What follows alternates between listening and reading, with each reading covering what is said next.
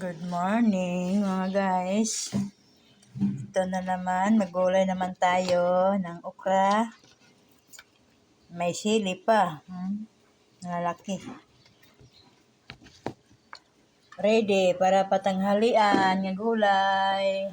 Ito, kalabasa. Yan guys. Ito na naman, malunggay.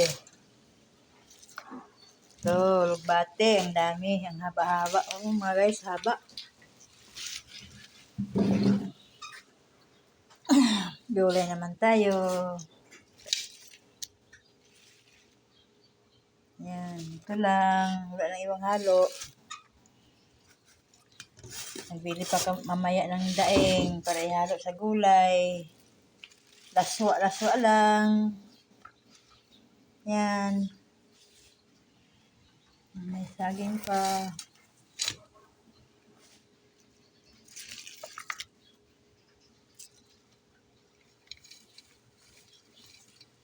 Ito, kalabasa. Yan lang. Sa duha. 4 na klase nga gulay. Ang taba-taba.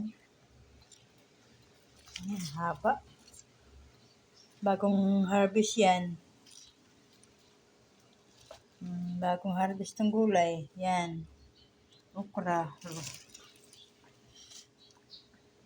Yan lang po. Ulam namin mamaya, tanghalian.